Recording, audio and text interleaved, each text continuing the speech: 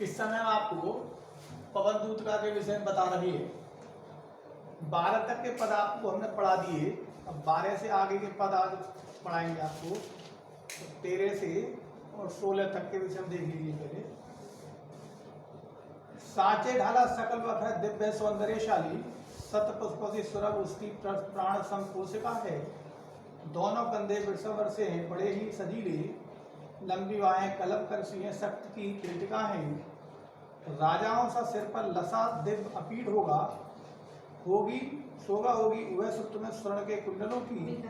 नाना रत्ना कलित भुज में मंजू के हीर होंगे, मोती माला लसित उसका कम सा कंठ होगा। तेरे में ना ये गुण तो तू बिथाएं सुनाए, व्यापारों को प्रखर मतियों युक्तियों से चलाना। बैठे जो हैं जिस सदन में मेघ इसी कांति वाले, तो चित्रों को इस भवन के ध्यान से देख जाना। जो चित्र में विरा विद्रा की मिले चित्र कोई, तो जाके सन्निकट उनको भाव से क्यों हिलाना। प्यारे हों चकित जिससे चित्र की ओर देखें, आशा है यह श्रुति उनको ये पूछ सकेगी हमारी। अर्थ देखिए, साचे ढाला सकल वक्त दिव्य सौंदर्यशाली। श्री कृष्ण का जो शरीर है वो ऐसा है मानो साँचे में ढाला हुआ हो। जैसे साँचे में ढाले हुए शरीर की सभी अंग बराबर होते हैं, वैसे श्री कृष्ण का शरीर भी साँचे में ढाले हुए अंग के समान हुआ।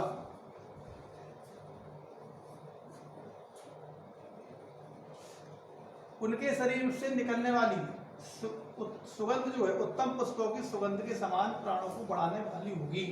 यानी सतपुरुष उनकी प्राण संपोषिका है। इसका मतलब उनके शरीर से निकलने वाली जो सुगंध है उत्तम पुष्पों की सुगंध के समान प्राणों को बढ़ाने वाली होगी। और दोनों कंधे वृषभ से बड़े ही सजीले, उनके दोनों कंधे जो हैं एक अच्छे बैल की तरह बड़े ही सजीले, सजीले मानी एक तरह से समान बलिष्ठ होंगे। और लंबी बाहें कलब कर सी शक्ति की पेटिका हैं, उनकी जो भुजाएं हैं लंबी लंबी भुजाएं होंगी वो हाथी की सूंड के समान है। यानी उनका शरीर कैसा है, सांचे में ढाला हुआ है, और उनके प्राणों से उनके शरीर से जो निकलने वाली सुगंध होगी, खुशबू जो होगी वो हमारे शरीर को बढ़ाने वाली होगी।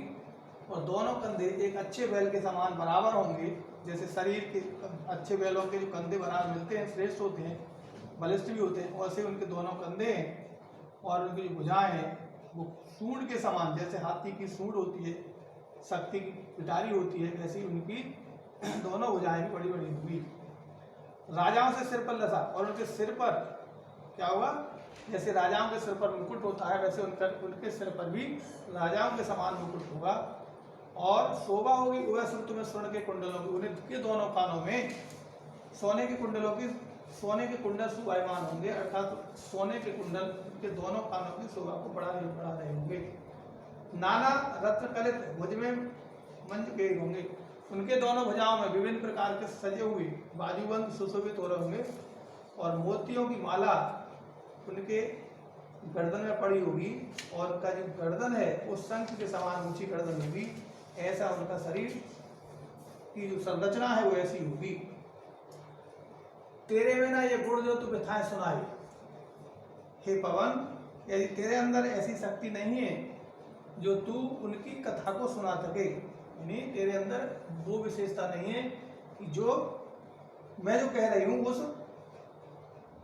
बात को उनके सामने प्रस्तुत कर सके, तो क्या करना फिर, व्यापारों को प्रखर गति से, तो विभिन्न प्रकार की युक्तियों के द्वारा, विभिन्न प्रकार के क्रियाकलापों के द्वारा मेरी बात को कहने का प्रयास करना।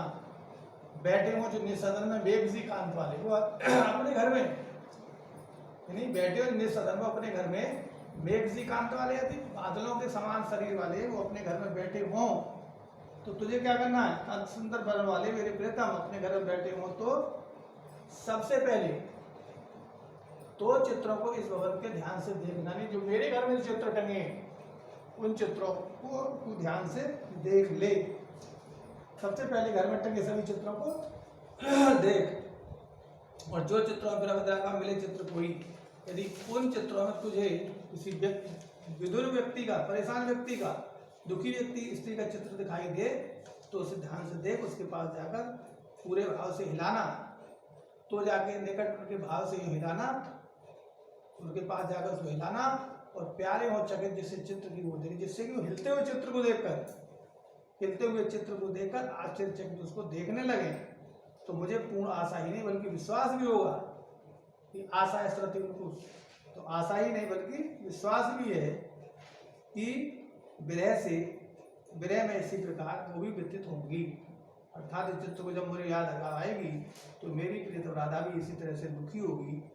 मुझे विश्वास है कि इस गृहिणी के चित्र को देखकर उन्हें मेरी याद अवश्य आएगी। ऐसी राधा जी विभिन्न क्रियाकलापों के द्वारा पवन को समझा रही है, हवा से कह रही है कि ये सब चित्र देख जाओ और ये सब बातें उनके सामने जाकर बताना। तो इसके जो प्रश्न उत्तर है गृह कार्य के साथ वो लिख लीजिए। पहला प्रश्न इसमें प्रश्न नंबर 1,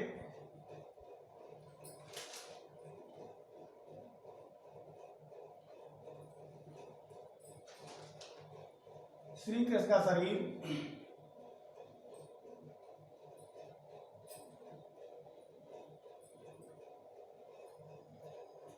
किसके समान बताया है?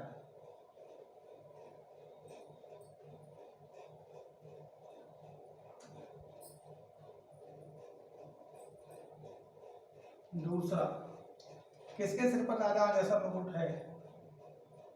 किसके सिर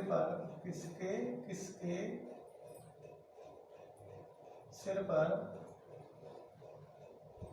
राजाओं जैसा मुकुट हुआ?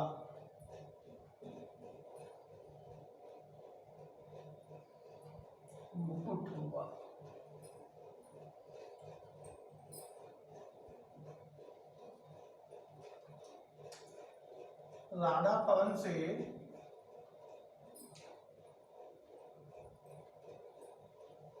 किन चित्रों को देखने के लिए कह रही है? राधा पवन से किन चित्रों को देखने के लिए कह रही है?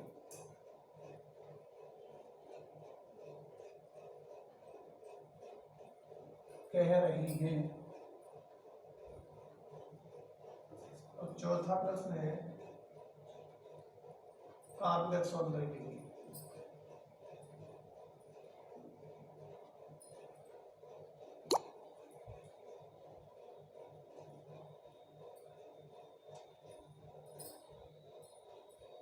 चार प्रश्न उत्तर आपको लिखने हैं।